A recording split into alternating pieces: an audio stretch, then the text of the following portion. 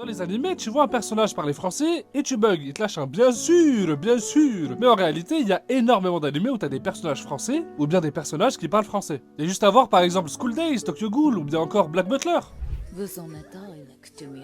Je sais pas vous, hein, mais moi j'ai rien compris. Énormément de pays utilisent des rêves françaises car ils adorent la culture française, mais il y a un pays en particulier qui sort du lot, c'est le Japon, qui adore les coutumes françaises. Mais avant d'explorer les animés et la culture française, il faut s'intéresser à l'histoire des deux pays. Les aspects historiques entre la France et le Japon. Les premières relations diplomatiques entre la France et le Japon datent de 1858, où un traité d'amitié et de commerce entre les deux pays a été signé à Edo. Et quelques temps plus tard, le Japon ouvre ses portes à l'Occident. En ouvrant ses portes, cela a conduit à de nombreux échanges culturels entre les deux pays, comme des échanges d'agents diplomatiques, ou bien l'ouverture des ports d'Edo, de Kobe, de Nagasaki et de Yokohama pour le commerce. Les relations commerciales entre la France et le Japon ont toujours été solides. Au 19e siècle, la France était l'un des principaux partenaires commerciaux du Japon, avec des produits français tels que la soie, le vin, qui sont très prisés au Japon d'ailleurs. Aujourd'hui, la France reste toujours l'un des principaux partenaires commerciaux du Japon, avec des produits japonais tels que l'électronique et les voitures populaires en France. Les fans de bagnole là, ils ont le cœur qui chavire, tu vois ce que je veux dire? Une petite Supra par-ci par-là là, ouh là là, je vous vois venir. Après la Seconde Guerre mondiale, la France et le Japon ont commencé à s'allier militairement, malgré leur passé en tant qu'ennemis pendant la guerre. Cette coopération se poursuit aujourd'hui, et la France est l'un des alliés les plus proches du Japon en Occident. Les éléments que je viens de vous citer ne sont que quelques exemples de l'histoire des relations entre la France et le Japon. Les deux pays ont une histoire complexe et leurs cultures se sont mutuellement influencées de diverses manières. Et justement, cela se reflète dans la popularité de la culture française dans le manga et les animés japonais. Quand un étranger il pense à la France, il va obligatoirement penser à Paris, tu vois ce que je veux dire? Il va penser à l'art, à la mode, à la bouffe, au vin. Normal. Va dire à une japonaise que t'habites à Paris, tu vas voir ce qu'elle va te dire. On bat les couilles, hein. Rien à foutre. Rien à voir, hein. Mais pourquoi les japonais, ils adorent le Mont Saint-Michel? Non mais c'est un truc de fou en vrai. Numéro 2, la France est un pays d'otaku.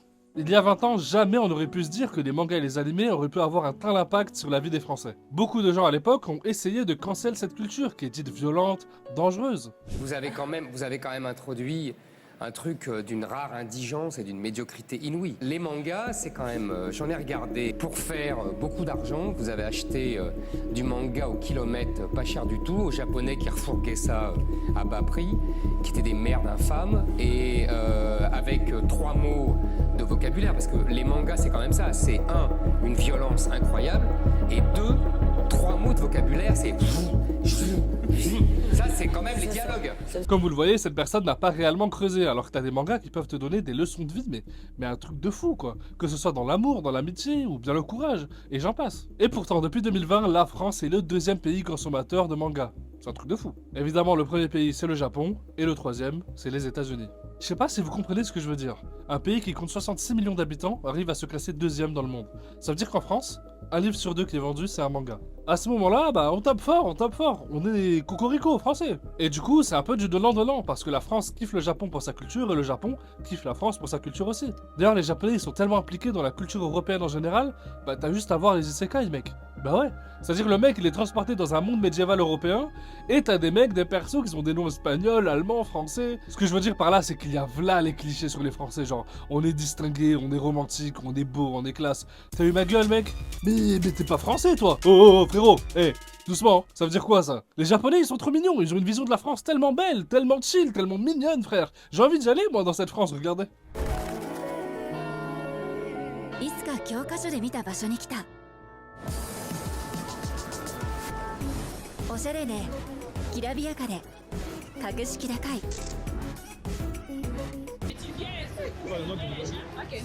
What? What? What? What? Film what?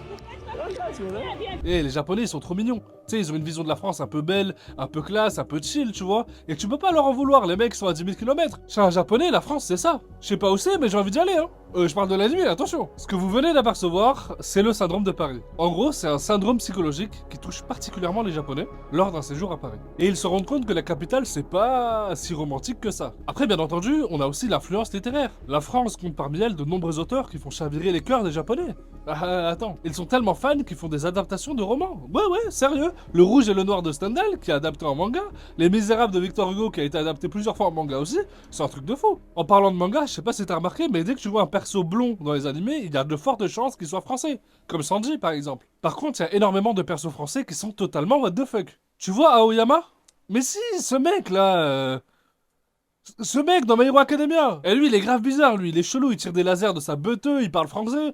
Il est trop chelou. Pourquoi ce mec est français? Il y a aussi ce mec là dans Tokyo Ghoul là, ou Machou là. Si, ce mec là qui est stylé, le mec il est élégant, raffiné, beau gosse. Vraiment, c'est un cliché ambulance, mec. En plus, il parle français.